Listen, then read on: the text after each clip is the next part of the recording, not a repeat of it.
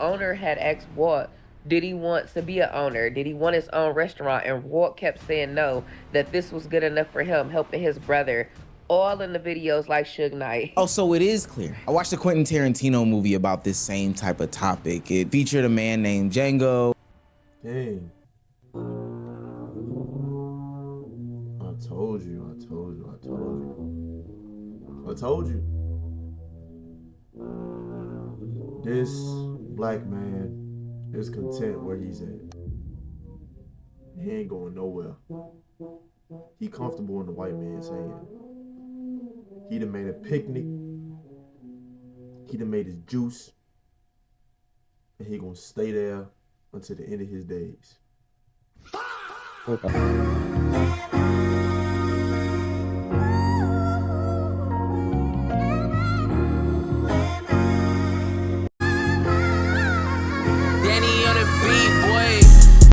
I say, what's good, you two?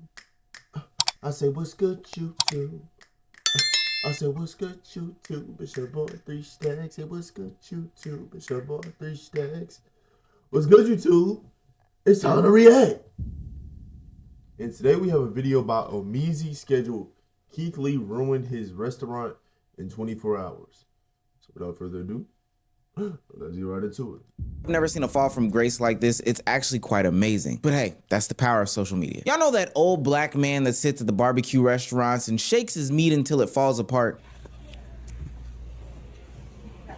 I tried telling y'all about tenderness. But let me see. Do that look like I'm playing? Oh, tenderism. That's my tenderism. Tenderism. It's a possibility. Oh my. I tried to tell you. Shake it like a sock. What the fuck?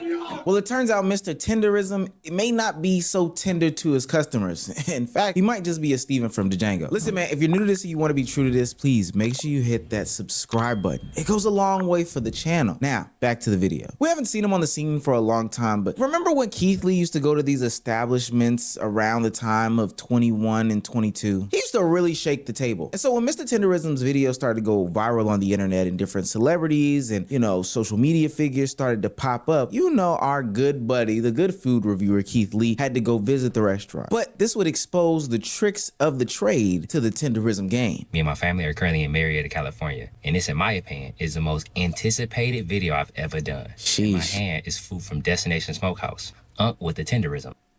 My whole mission today to see, in my opinion, is the food actually tenderism, or do I just love watching Unc? Let's find out together. I got it. Let's try it. Let's ready 1 through 10. Spent $129.77. Sheesh. My family said it was very good. We're gonna start with what I came here for. That beef rib.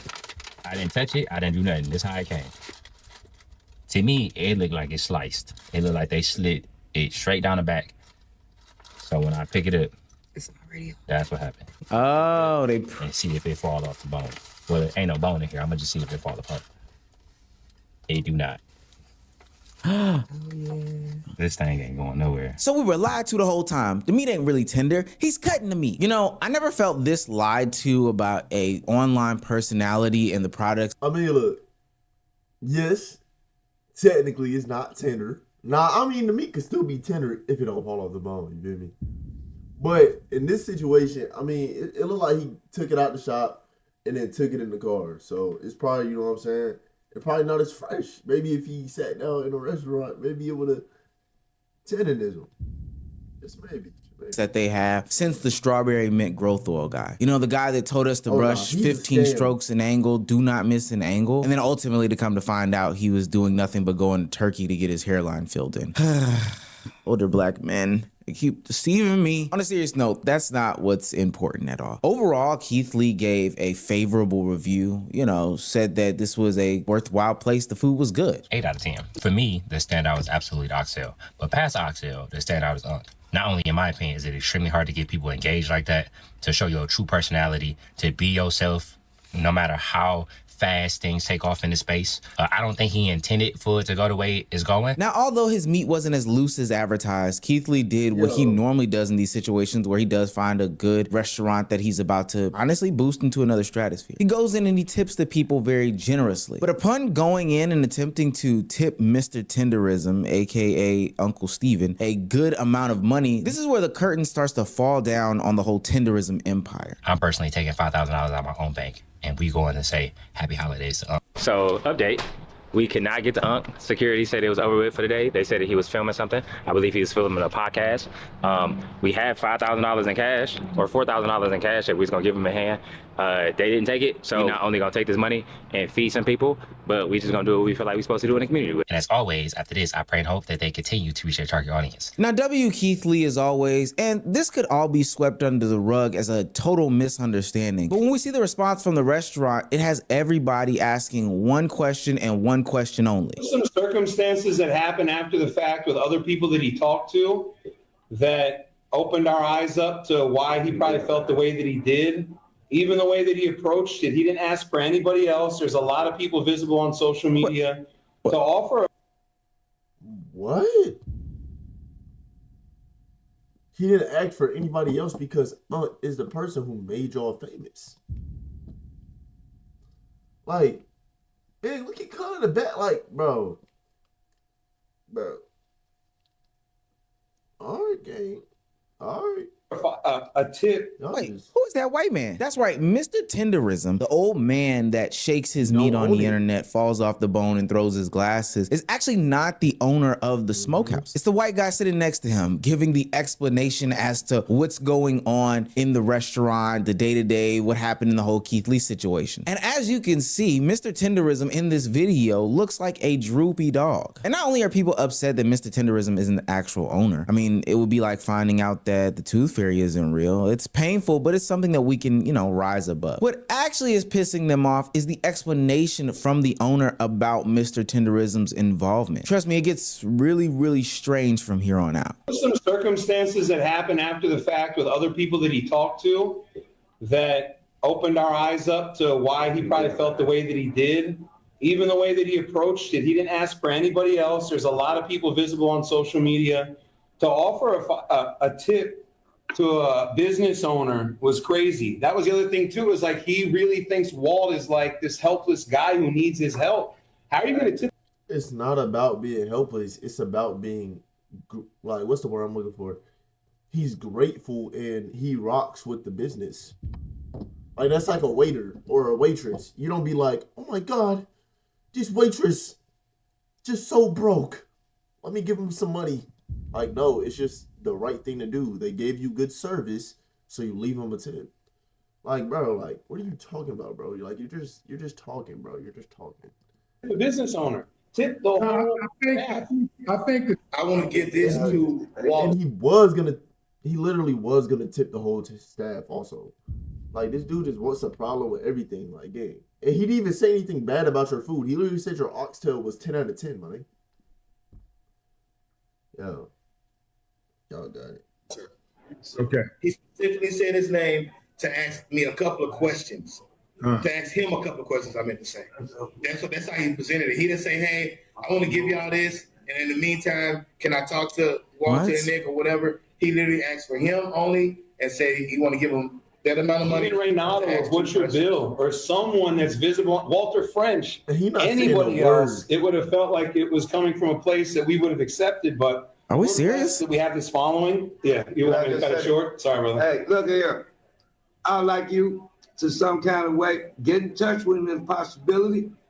Tell him when he come back. What Keith Lee does with his money is his own concern. And this is precisely the reason why Keith Lee goes about his interviews and his food reviews the way that he does. Is because once people find out who he is, what he's trying to do, and all this other stuff, they take advantage of him. We covered it on this channel when he did his Atlanta food review. And we've also talked about it in his DC food review and pretty much every food review that Keith Lee has done. I really think that's why he's taken a more step back, public facing hiatus from doing these types of things, is because the the ability to just be taken advantage of for the things that Keith Lee can do for a restaurant skyrocketed once his reviews became popular. I also find it nasty that this owner now is trying to minimize and speak for Mr. Tenderism. He wanted to give the tip to the old man because the old man is the front-facing image of the platform and who we thought was the owner of the restaurant. Whether he pocketed or distributed it shouldn't really matter.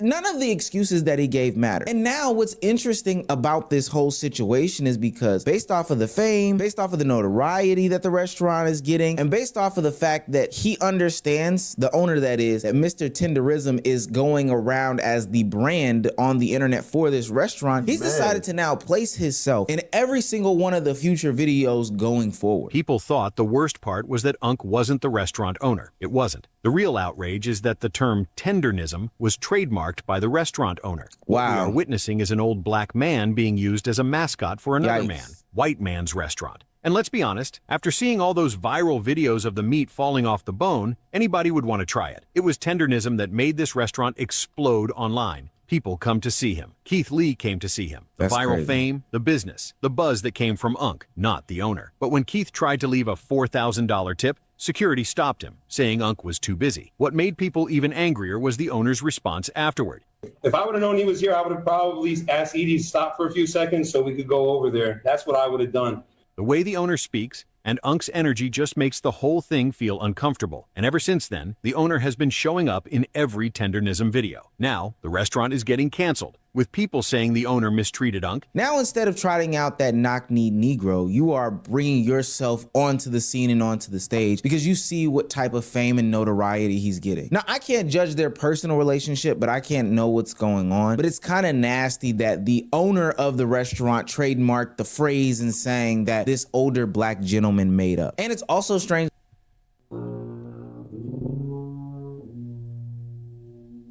Not even gonna lie. For some time, I ain't seen nothing like this.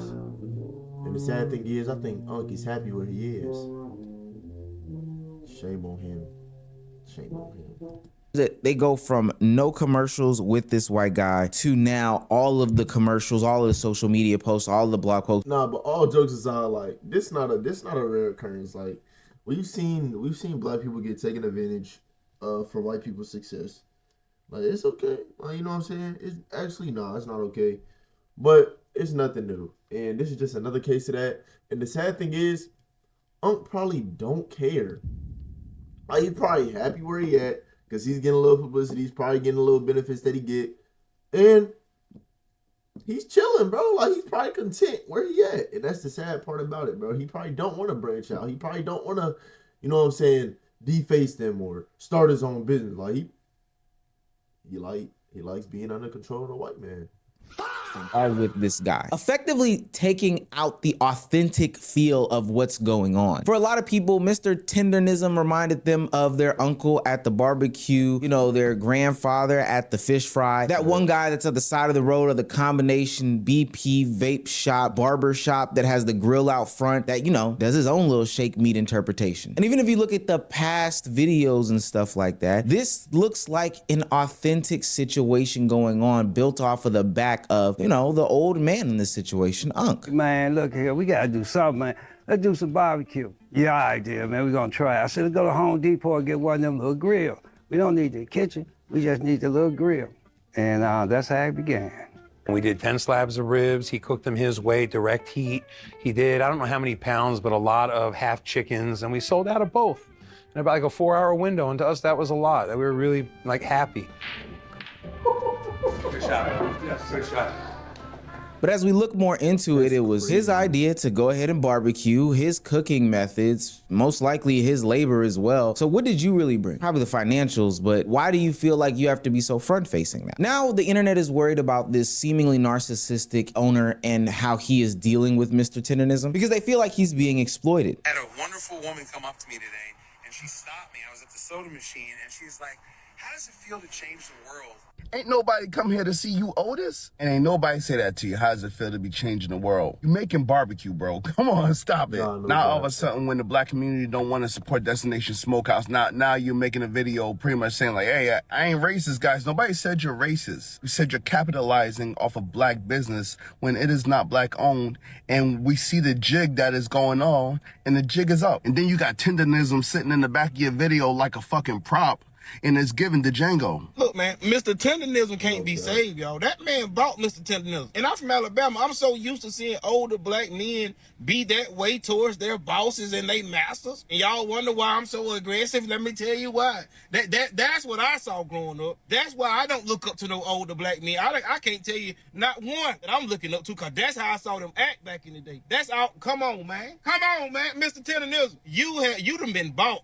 Why are we seeing the owner of Destination Smokehouse Destination, the guy who owns the restaurant, well, Unc, aka Mr. Tendonism Works? Why are we seeing him in videos now? Why are we still hearing from him? Why is he doing Mr. Tendonism's shtick? It's fake. It's appropriation. It's vulturing. It's copying. We've seen this happen far too many times. Mr. Tendonism, I'm not even talking to him anymore, because apparently he loves being in that position where his talent and all that just being used and abused and taken advantage of. So the owner was in the comments like, Walt is an employee. He's a trusted employee. Like, he was a house nigga. Like, he's a trusted employee.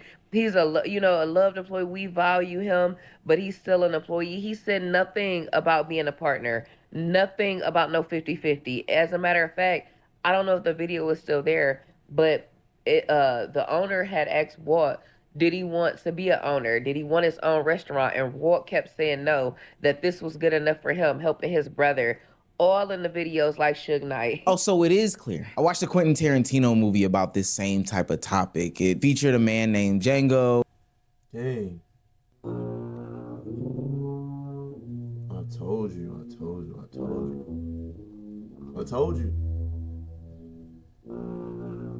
This black man is content where he's at. He ain't going nowhere. He comfortable in the white man's hand. He done made a picnic. He done made his juice. And he gonna stay there until the end of his days. Leonardo DiCaprio was Mr. Candy, and there was one black guy, Samuel Jackson. His name was Steven. The reason why this bothers me is because post George Floyd, well, really in that whole era, there was an uptick of black business support. There was an uptick in a lot of other business supports, people praising their intersectionalities and their identities and, boosting that to the forefront as a way to advertise their business. But I'm speaking about black businesses at this point. And as a black person, we know how this goes. Hell, as a consumer of food, we know how this goes. I like any restaurant, but if I hear that it's black owned and I hear that black people are making the food, I'm more inclined to go there, especially when it's something that psychologically I link to a certain type of person. I want to go into the Mexican food place and see Mexicans making the food. If I go to the Chinese place, I want to see Chinese people making the food. It just kind of lines up like that. If I go to the Italian restaurant and see anybody else besides an Italian back there in the kitchen, it's gonna make me a little weary. Not that I won't eat the food, but it's gonna make me weary. Nonetheless, propping yourself up as a black owned and black run business via your marketing campaign is actually nasty when you know for a fact that this man doesn't even own 1%. He actually gets paid 1%. Mind you, as we heard in the video earlier, this is this man's barbecue. It's his seasonings, it's his cooking methods, it's all of that. There shouldn't have been any conversation about, do you want to be a partner? Do you want to be an owner? That should have just been a part of the beginning stages, full stop. So I actually am gonna have to agree with the social zeitgeist and say like, yo, no, you are taking advantage of him. And this actually is a disgusting look. And because you've built your name off of social media fame, it's only gonna fall apart as people get there. I'm glad that Keith Lee saved a lot of people's time by actively going and reviewing this food, but more importantly, exposing the fact that this isn't who they say they are. Truly, I get the concept of having some sort of marketing gimmick or shtick in order to push your product. It's hard to get out there in the real world. But at the end of the day, I think it should have been made clear from the beginning that Unc was more of a mascot as opposed to an owner. That this was a regular business and not something propped up to be black owned. That you cut your damn meat as opposed to it actually falling off the bone. That's what really hurts the most. Y'all actually cut y'all shit. Y'all don't even, oh my. But I ain't gonna lie, man. I mean, we already knew this, though. Like, even though we didn't see it, bro, we already knew this, though. Like, come on, bro. Like, we already knew this, bro. But, you know what I'm saying? We trying to help you. You know what I'm saying? We gonna help you. Shoot, if you made your own restaurant, we will for sure 100% support that.